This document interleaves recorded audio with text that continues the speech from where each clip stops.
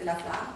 J'ai 45 ans et depuis 5 ans, je souffre de ce que je sais être aujourd'hui une forme très sévère de spondylarthrite, qui est un rhumatisme psoriasique, de forme axiale, c'est-à-dire qui atteint la colonne vertébrale et le bassin, et de forme anthésitique. Je vous rappelle que l'anthèse, on vous l'a dit plusieurs fois, c'est l'endroit où le tendon s'attache sur l'os ou sur l'articulation.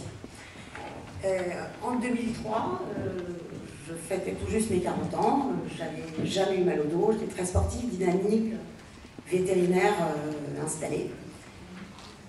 Donc j'avais un métier très physique et je déclenche tout d'un coup, enfin pas tout d'un coup, 3 semaines après une bronchopneumonie, des sciatiques bilatérales à bascule, un mal de dos infernal, une lombalgie.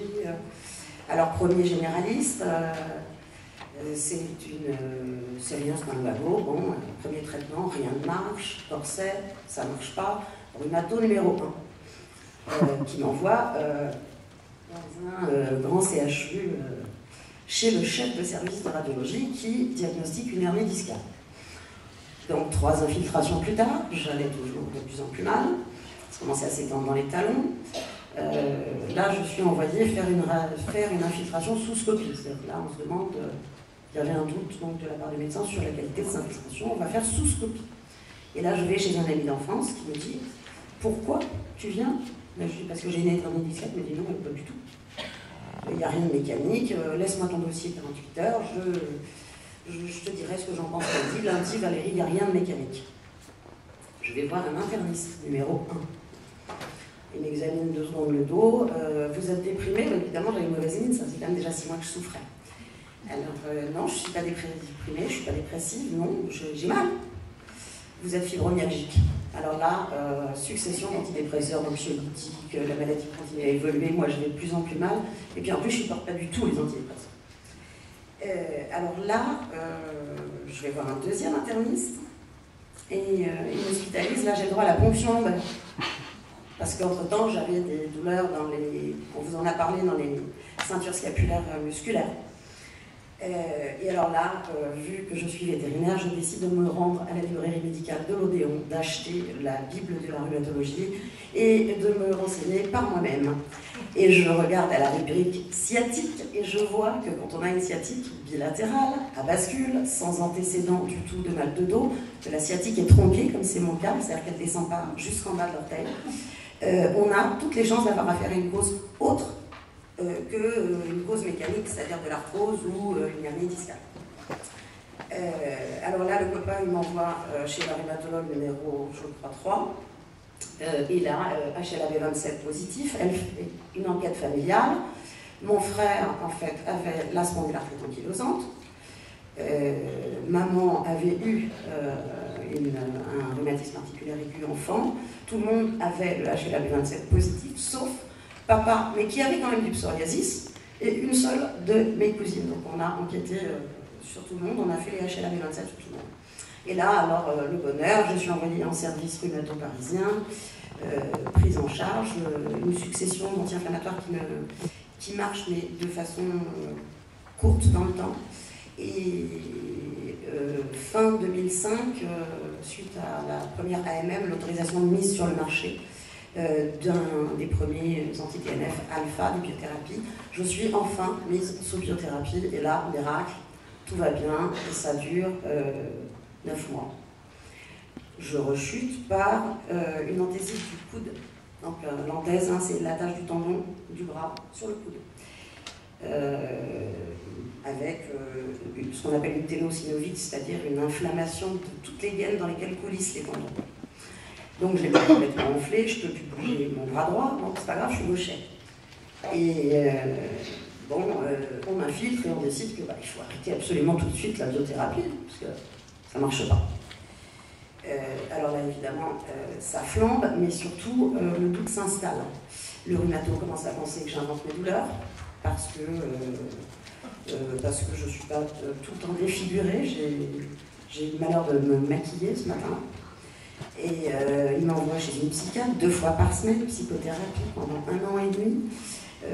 Dans la famille, c'est pareil, mon père, ma mère, mon mari, mon fils qui était alors âgé de 15 ans, d'août. Hein, mes enfants avaient 18 mois, 3 ans et à peu près 12 ans quand ça s'est déclaré. Donc toutes ces années un peu perdues. Et là, je commence à avoir des douleurs vraiment partout. C'est-à-dire de la première cervicale à la dernière lombaire, le bassin, les sciatiques, les coudes. Et il m'arrive une endésite du coude gauche. Je suis obligée d'arrêter de travailler. Métier qui est une passion d'enfant hein, depuis l'âge de 7 ans. Sans aucune couverture juridique ni sociale, puisque je n'ai pas de diagnostic à l'heure qu'il est. Puis un soir, j'entends mon fils et mon mari discuter entre eux et dire que je suis devenue folle. Et j'ai tenté de mettre fin à mes jours, et je dois la vie vraiment qu'à mon fils et à sa force phénoménale. Mais bien sûr, je suis hospitalisée dans un CHU de psychiatrie ce coup-là. Et le chef de service, lui, est bien décidé à prouver que mes douleurs ne se rapportent pas à la spondylarthrite, mais à une origine psychosomatique. Il a donc coupé tout le traitement instauré. Méthotrexate, il y avait un peu de morphine, il y avait de la cortisone, il y avait des anti-inflammatoires, tout arrêté du jour au lendemain. Ça a flambé. On m'a laissé 3 jours. C'est ma maman qui est montée dans les étages chercher le rhumatologue qu'on me promettait depuis 3 jours. Pour se venger, il a interdit les visites à papa, maman, mon mari et mes enfants. Il n'était pas content du tout, le monsieur, parce qu'elle a confirmé une forme sévère. J'avais une atteinte du sternum et des dorsales, donc j'avais beaucoup de mal à respirer. J'étais complètement courbée en deux, avec impossibilité de me redresser. Je ne pouvais plus du tout me redresser. Et elle a réinstauré, ordonné qu'on réinstaure le traitement. Alors, je me suis un peu échappée de l'hôpital pour aller passer mon IRM de contrôle du coude gauche, parce que je suis gauchère. Et ça ne s'était pas réparé. Et quand je suis revenue, le même psychiatre me dit « Mais mon Dieu, il faut voir un chirurgien tout de suite ». Je n'ai pas été très gentille, je l'avoue. Je suis partie.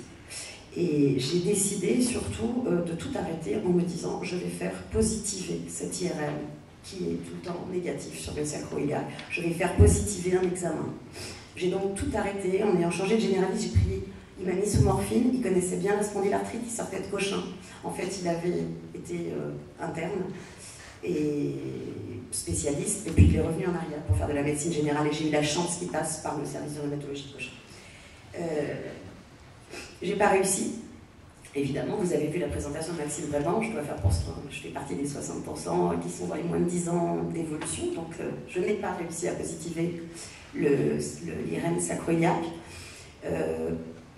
Par contre, j'ai bien fait flamber mes anthèses et mes anthésites. Alors, mon mari, pendant ce temps-là, qui a une agence immobilière, me parle d'une de ses clientes qui vend et achète un appartement. Il me dit « Tu connais Madame Préban ?» Elle prétend que son fils est quelqu'un de très spécialisé dans la spondylarthrite ankylosante. Je dis « La maman de Maxime Préban ?» Il m'a dit « Oui, c'est ça, c'est bien ça. » Donc, elle est intervenue très très vite. Et là, j'ai eu un rendez-vous en 15 jours. J'ai vu pour la première fois un rhumatologue avec un maître de couturière. J'ai été vraiment examinée. Mon IRM était toujours aussi négatif, donc ça ne semblait pas la choquer. Parce que je me suis éloignée une seconde.